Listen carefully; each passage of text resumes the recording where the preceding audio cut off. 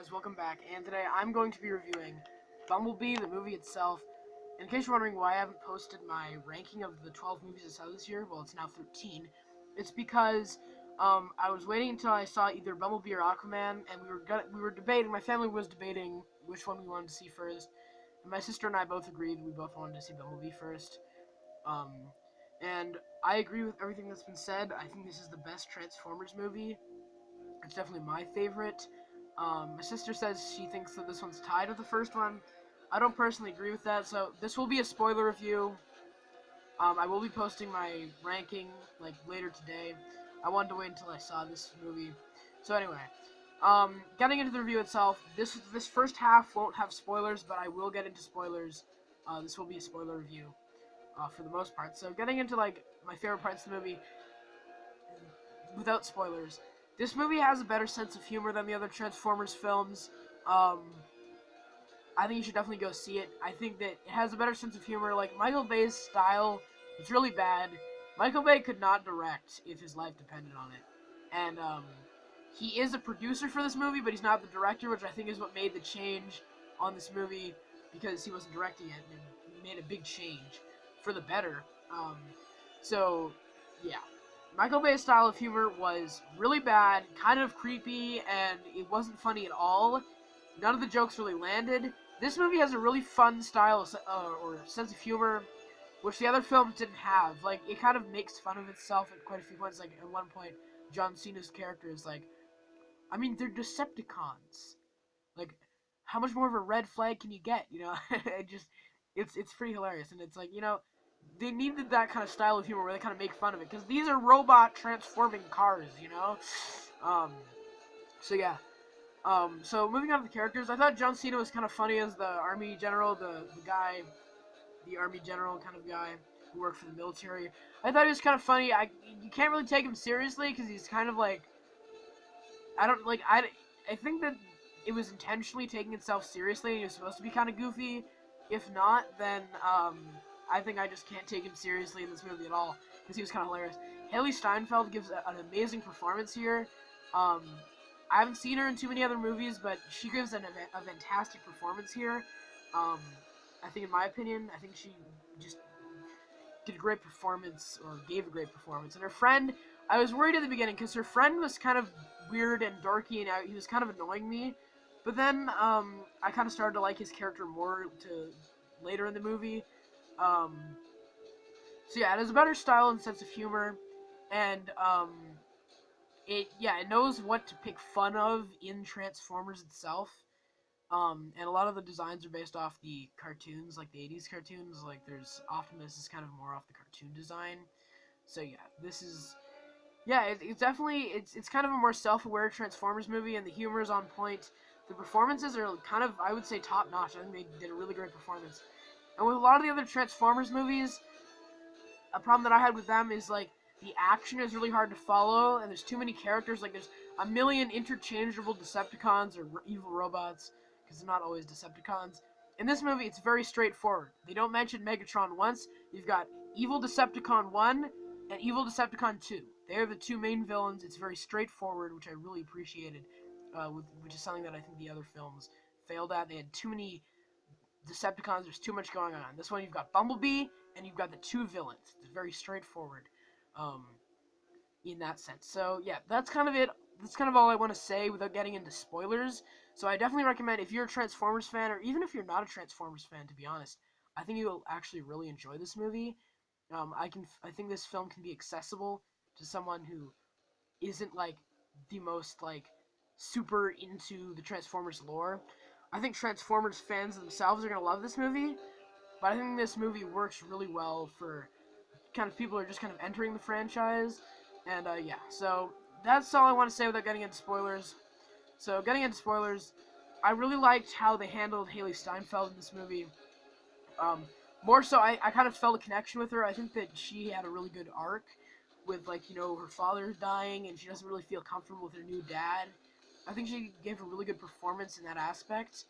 And you kind of relate to her, and, I just thought she gave a really good performance. And I like how they used her in the finale, and you kind of care about her more than Sam Witwicky. Like, in the other movies, Sam or Shia LaBeouf, he would just be jumping over things like he's just like a superhero, and he never got damaged. And there's some scenes in this movie where there's explosions, and I'm like, really, you're alive? But you kind of feel more stakes. Like there's one point where she's climbing like a crane at the end to get to the main tower at the end, and like I felt kind of scared for her. So, and then they use her better. It's like they in the other movies, it's like if you ever have a human that's in trouble, they'll just scream and like Optimus or Bumblebee, come save me, and they come in and they save the day. But in this one, they actually use her, and she's the one who disables the transmission at the end. So the Decepticons, I forgot what they were doing. Were the Decepticons? Correct me in the comments.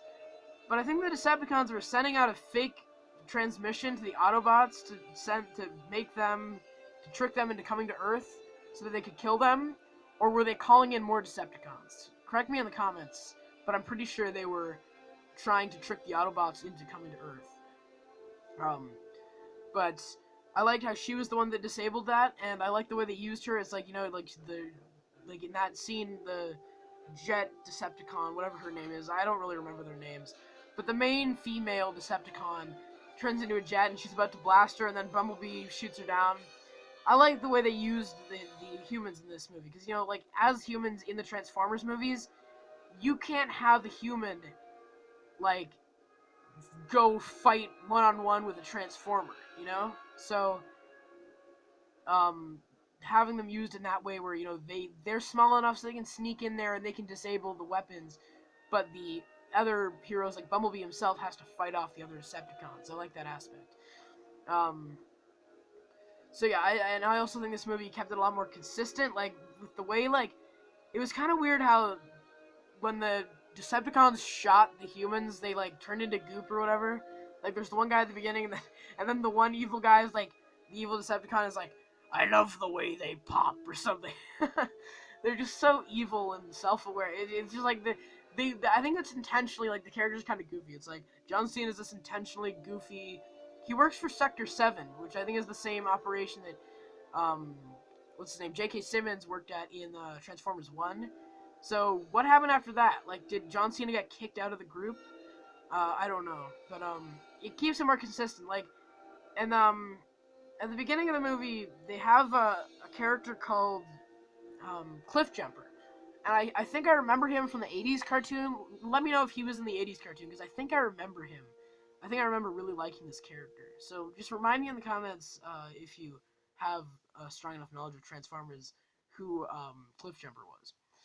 But he gets cut in half within like a few minutes, and they kind of set up how intimidating and evil the Decepticons are. You know, like they're kind of these totally like evil characters. I also thought the score was pretty good at some points. Like they had this little score. It's playing right now, actually, in the background. The Haley Steinfeld's theme. I thought was actually really sweet, and I thought it really added something.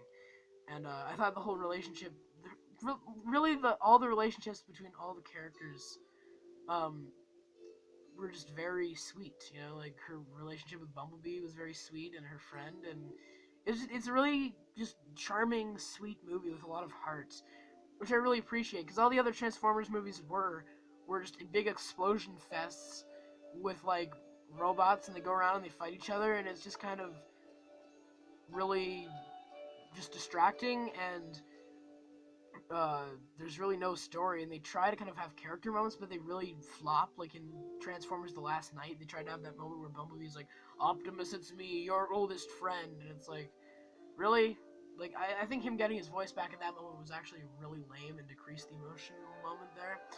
So there's really no emotional moments in any of the films, and this one's just a very sweet, charming movie, and it's kind of, it's like all the other Transformers movies, a lot of people complain they're like too much about the humans, there's not enough focus on the Transformers themselves, and this movie strikes a good balance. Like, you'll cut back between the Transformers, like the Decepticons and the humans at some points in the beginning, and it doesn't feel forced at all. Like, it feels natural.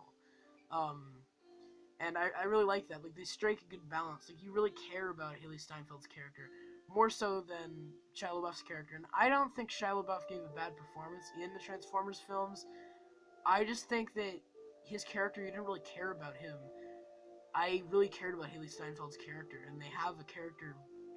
Whoa, my computer just went dark there. But they have character depth, and, really appreciated that. So the characters, they have a lot more depth, and Sam is like I say, like Haley Steinfeld actually goes up and tries to take down the what is it, the transmission, and usually Sam just runs around like a superhero and survives everything, and just like, Optimus, Bumblebee, come save me. And in this one, it's like she's very much like, I guess, an independent character, you could say. Like, she does a lot of, like, even a lot of all the characters, really, they make choices that are like, okay, I'm gonna go into this situation, I'm gonna do this, and it makes sense for the human characters. It's not like, I'm gonna go fight this transformer who's like 10 times bigger than me, and like you don't stand a chance. Like, there's some dumb parts, and I guess I'll get into that now. About there's the bad things in this film, and there is some bad things which I thought were really dumb. And a lot of people were saying how this movie was like kind of like there was a lot of plot elements recycled from the Iron Giant. And for the first half of the movie, I was like, it's not that bad. They don't really copy that much from the Iron Giant. And then it gets to, I guess you'd say, like a little bit past the midway point, or kind of going into the third act, and then they just completely turn it on its head and make it like a complete Iron Giant. I'm like, oh my gosh. I love the Iron Giant, and it's really sad that, like, a lot of people were saying, like, it draws inspiration from E.T. and the Iron Giant.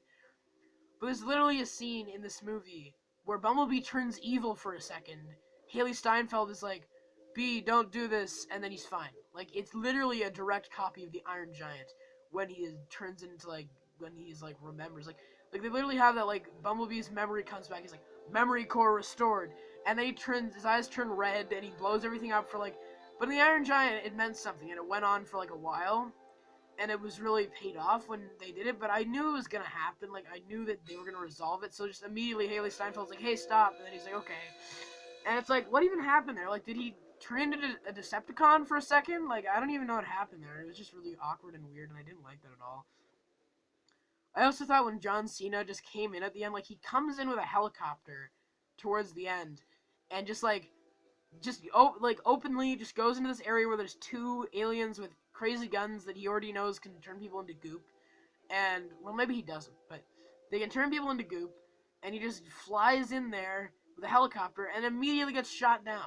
And Bumblebee saves him, and I like that, where he's kind of like, gains a newfound respect for Bumblebee. I thought that was a really good moment at the end where he's like, soldier, and then Bumblebee holds up his fist like he did like you saw in that show on the TV. It was really cool.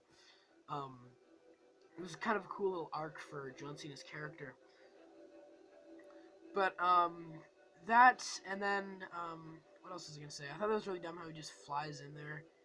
And yeah, like I said, I think it strikes a good balance between humans and like robots in the movie. Like, the movie literally starts and it says Cybertron, and then it cuts to like the battle, the war on Cybertron going on.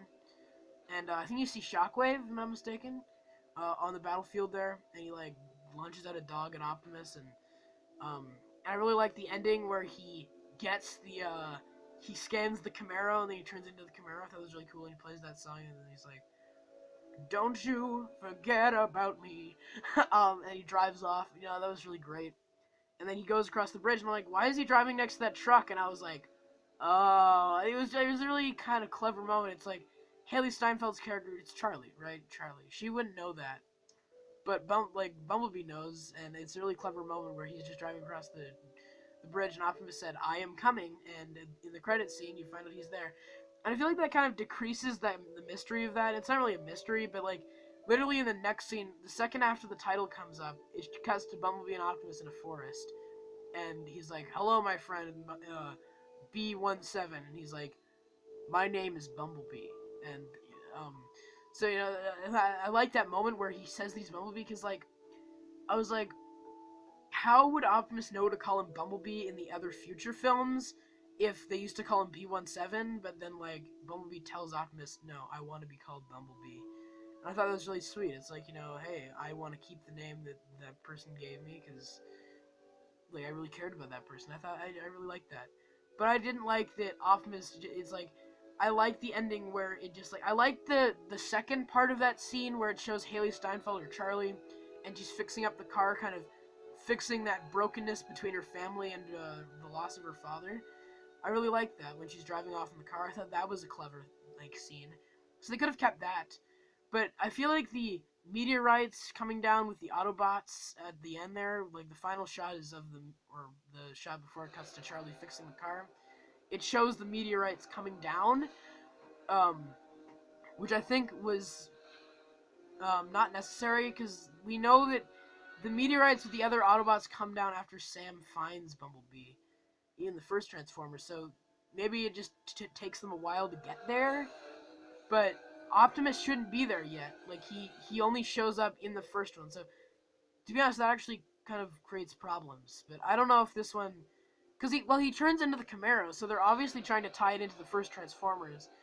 But that creates flaws in the logic. This film itself does not have as many flaws in the logic as the other films do, because every Michael Bay film, each one just creates more and more problems and plot holes in all the other films, and yeah, it's just awful.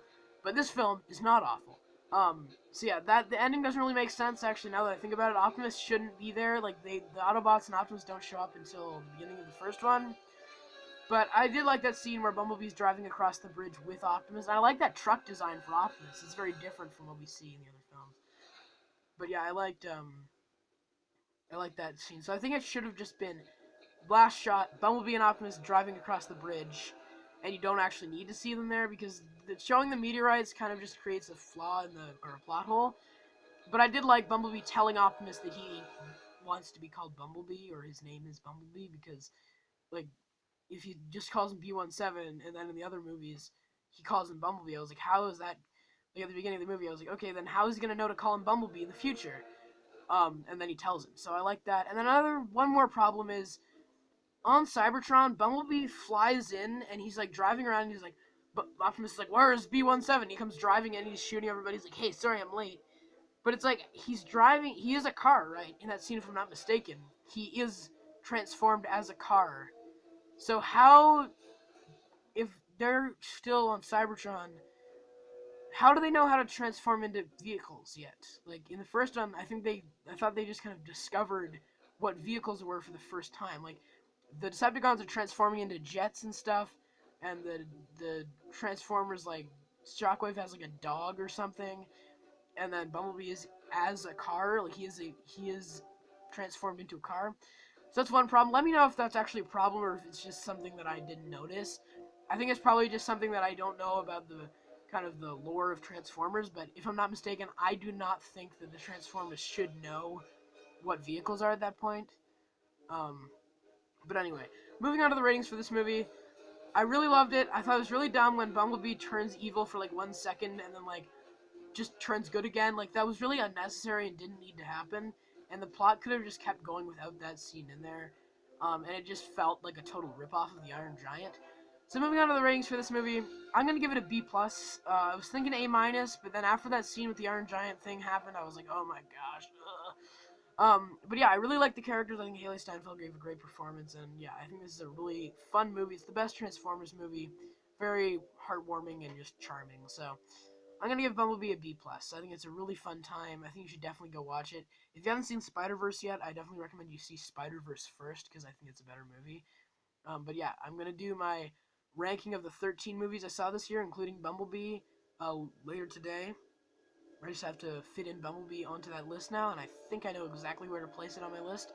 So you guys will just have to wait and see when that video comes out. But yeah, you guys let me know what you thought of my review of Bumblebee and what you thought of the film itself in the comments as well. And I hope you guys have a great day. Take care.